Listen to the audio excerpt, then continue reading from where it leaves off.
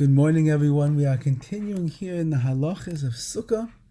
And yesterday we spoke about the obligation for a person to eat inside the Sukkah. And today we're going to discuss one's obligation of sleeping inside of the Sukkah. Says the Kitzur, Sheina, sleeping, afilu arai, even if it's just a nap, midino tzarich Sukkah. According to halacha, really a person requires to be in a sukkah. A person wants to doze off. This makes Shabbos and Yom Tov very difficult for the average person. You come to shul, to the Beit HaKnesset, you sit down for the prayers, then at one point the rabbi gets up to speak, and very normally that's the time that everyone takes their little late morning nap to rest a little bit while he's speaking.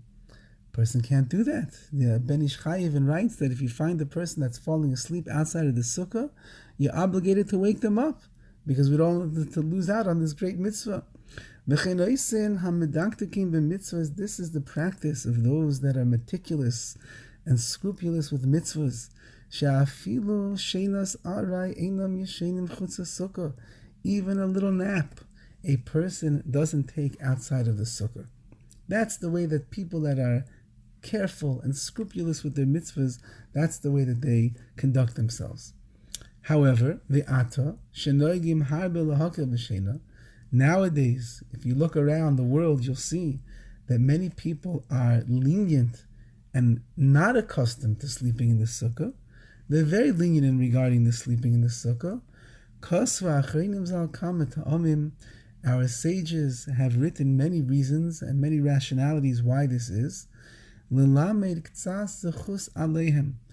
order to partially justify their behavior, in order that if you see a person sleeping outside of the sukkah, you can understand that there's valid reasons, even halachically, while they're doing that. And the Ramah brings down two of these reasons.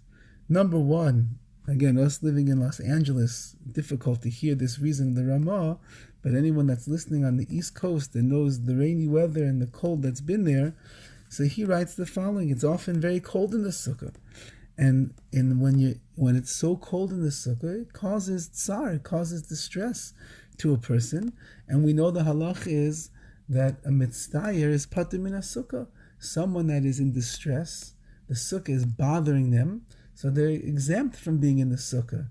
And therefore, in cold weather, a person has an exemption from sleeping in the sukkah.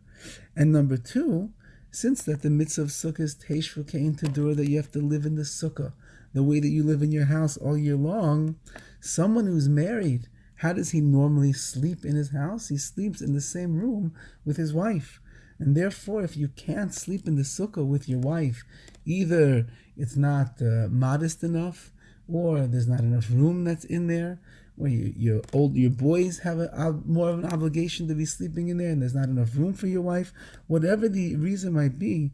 So if you can't be in the sukkah together with your wife when it comes to sleeping, therefore you would be exempt from the sukkah because you cannot fill the obligation of teishvu kein deduro, of sleeping in there the way that you would normally sleep in your house. Okay, that's in halacha, and that's the way in which we can have a rationality for the people that are not sleeping in the sukkah for every single even nap. However, anyone who has fear of Hashem, roy loy lahachmir, it's a fitting that he's stringent in these areas. He should make a sukkah that his wife, in fact, could sleep in. Like he sleeps there the entire year. If it's possible for him. So if you could make a sukkah where your wife is able to sleep, so that you don't have this problem of not dwelling together with your wife, then you should do such a thing so you can fulfill the mitzvah of sleeping in the sukkah. At least, says the Kitzur Shulchan Aruch, at least, even if he can't have his wife in there, he should make the sukkah so that at least he's able to sleep inside the sukkah by himself.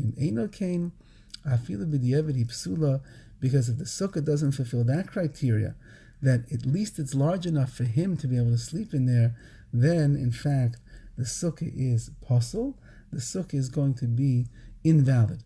So again, the halacha is the best way to fulfill it is a person should sleep in the sukkah every single sleeping situation. Whether it's a regular night's sleep or a nap, they should sleep in there. There are exemptions based on the cold. It bothers a person based on the rain, of course, bothers a person.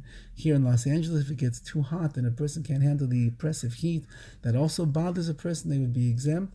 And if a person is married and he can't sleep in there with his wife, also he has what to say that he would be exempt. However, a person has an opportunity to build a sukkah and sleep in the sukkah only these 7 days, 8 days of the year. We should try our best to be able to make it in such a way that we can fulfill the mitzvah of Sheina Sukkah, sleeping in the sukkah, to be surrounded even in our sleep by the Ananei covered, the clouds of glory, and Hashem's protection. Wishing everybody a wonderful day.